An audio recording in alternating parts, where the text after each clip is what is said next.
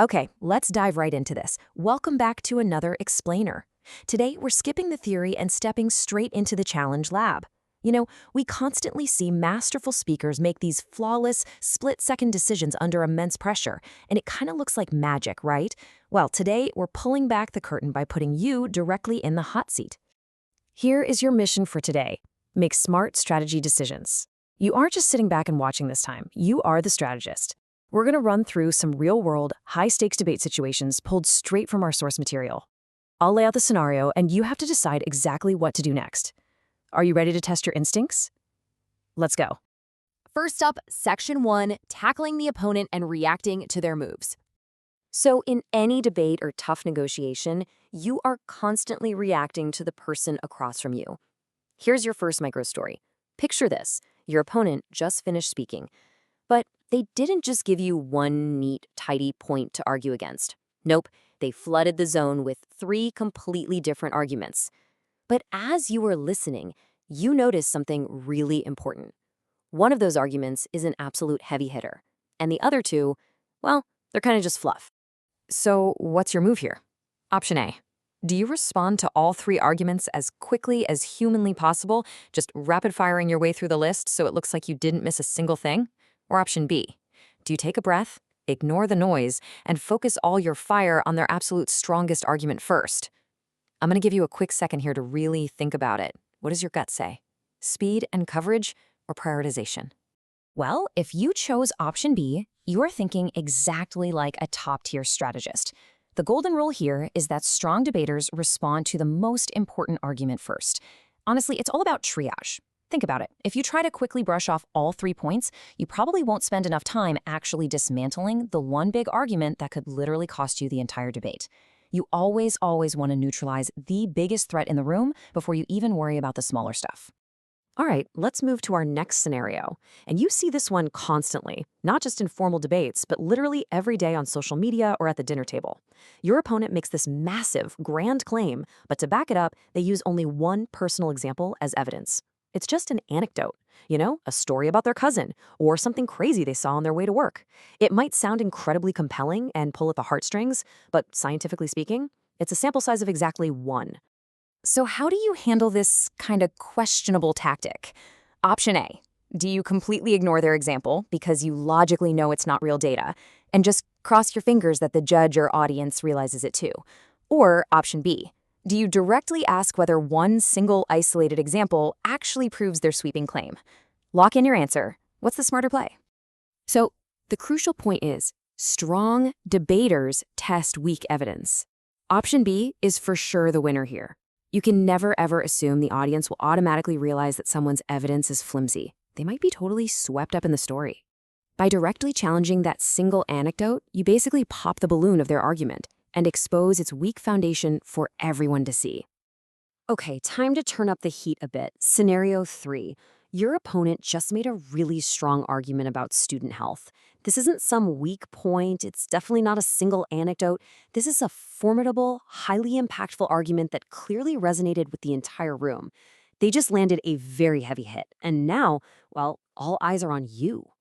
Now, human instinct often screams at us to run away from danger, right? So, option A, do you just ignore the argument, smoothly pivot away, and talk about your own points, hoping everyone just magically forgets what the opponent said? Or option B, do you meet this formidable challenge head-on and respond directly to the health argument, even though you know it's their strongest point? Make your choice. The correct choice is absolutely option B. The rule to remember here is that strong debaters respond to important impacts. You simply cannot hide from a good argument. If you completely ignore a major impact, like student health, the judge is basically going to assume you ignored it because you had absolutely no answer for it. You have to step into the ring, face that heavy hit directly, and dismantle it the best you possibly can.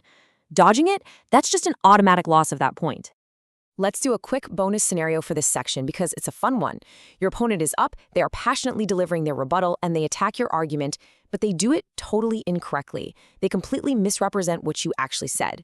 In debate terms, they are building a straw man. They're aggressively attacking a version of your argument that you never even made in the first place. Now, how do you handle this? Option A, do you ignore the mistake, figuring, hey, the judge was taking good notes, they obviously know my opponent is wrong?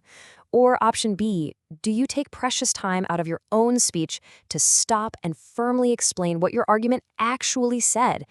Think about your strategy here. Are you taking the time to correct the record, or are you just letting it slide? If you chose option B, you are correct again. The rule here is that strong debaters correct misunderstandings. It's absolutely vital that the judge evaluates your true argument, not the weird, flawed interpretation your opponent just invented. Never rely on the audience to do the heavy lifting of remembering your exact phrasing. Reclaim your argument, correct the record clearly, and then show exactly why it still stands strong. All right, moving on to Section 2, managing your mindset and navigating internal errors. So now we're shifting from external battles with the opponent to internal ones. And this is a universally relatable nightmare. You are in the middle of speaking, your adrenaline is pumping, things are going great, and suddenly, your mind just goes completely blank. You've completely forgotten a meticulously planned argument. The panic instantly sets in. Trust me, we have all been there. This right here is a massive crisis management moment. Option A, do you stop speaking, apologize, shuffle your papers around, and awkwardly try to find where you left off? Or option B, do you just swallow the panic, pretend nothing happened, and seamlessly continue with your next strongest idea, leaving the forgotten argument completely behind? What is the mark of a true professional here? Is it freezing up or pushing forward? And this brilliantly illustrates one of the most important concepts in all of public speaking. Option B is the correct move. Strong speakers keep moving forward. Look, the audience doesn't have your script in front of them. They literally don't know that you forgot point number 2. If you stop speaking, you're the one highlighting the mistake. But if you smoothly pivot to your next strong idea, forward momentum beats stalling for perfection every single time. Just keep the train moving. Finally, we reach Section 3, the final seconds. This is all about time management. Honestly, this is where debates are won or lost. Picture the scene. You are in the middle of a really passionate delivery. You glance down at the timer, and you realize you are rapidly running out of time.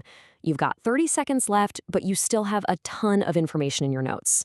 The pressure is seriously mounting. What is your final strategic play?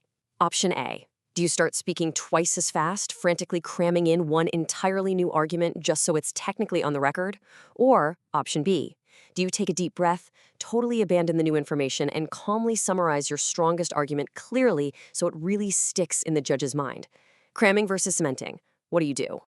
Option B is the winning move. Clear summaries help judges remember your case. When you're down to the wire, clarity and structure will always trump sheer volume. Cramming in a rushed, half-baked argument just makes you look panicked. But taking a second to deliver a calm, authoritative summary, that leaves a lasting impression of total control. All right, time for the final score check. If you focused on the most important arguments first, tested those weak anecdotes, prioritized clear summaries over speed, and took the time to correct the record, well, congratulations. You're thinking exactly like a top-tier strategic debater. These are the core tenets of handling absolute chaos with cold, hard logic. But you know, strategy is really only half the battle.